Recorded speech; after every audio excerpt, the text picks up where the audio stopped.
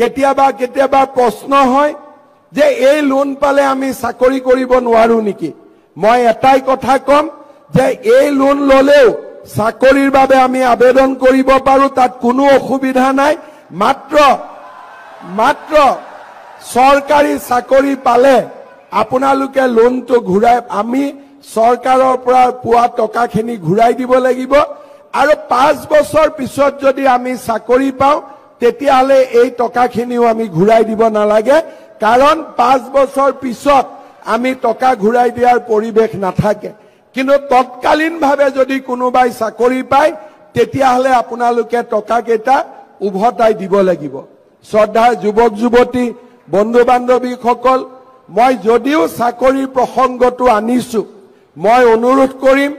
আপোনালোকৰ মনত আপোনালোকৰ বুকুত ইমান সাহস আছে আপোনালোকে জব সিকাৰৰ পৰিৱৰ্তে জব গিভাৰ হোৱাৰ বাবে চেষ্টা কৰক অৰ্থাৎ আপোনালোকে এনেকে কাম কৰক যাতে দুজন লৰাক আপোনালোকে কৰ্ম সংস্থাপন দিব পাৰে চৰকাৰী চাকৰি আমাক এটা নিৰ্দিষ্ট জীৱনত আবদ্ধ কৰি ৰাখিব চৰকাৰী চাকৰিয়ালে চাকৰি পোৱা দিনাখনে তেওঁলোকৰ জীৱনৰ সপোনবিলাক শেষ হৈ যায় বহুতে ভাবে যে চাকৰি জীৱনৰ আৰম্ভণি কিন্তু মই নিজে দেখি আহা কথাটোৱে হ'ল যে চাকৰিয়ে জীৱনৰ সপোনবিলাক সেই দিনাখনে শেষ কৰি দিয়ে তাৰ পিছত গতানুগতিক অফিচত আহা নিৰ্দিষ্ট দৰমহা লোৱা আৰু মানসিক হেঁচাৰ মাজত চাকৰি কৰা কিন্তু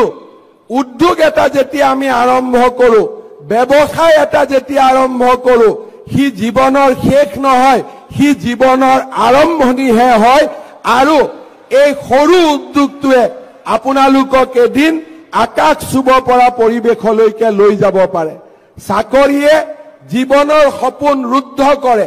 আৰু ব্যৱসায় আৰু উদ্যোগে জীৱনৰ সপোন মুকলি কৰে এইটোৱে হৈছে আমাৰ মাজত ডিফাৰেন্স মধ্যবিত্ত পৰিয়াল আৰু আমাৰ মাজত থকা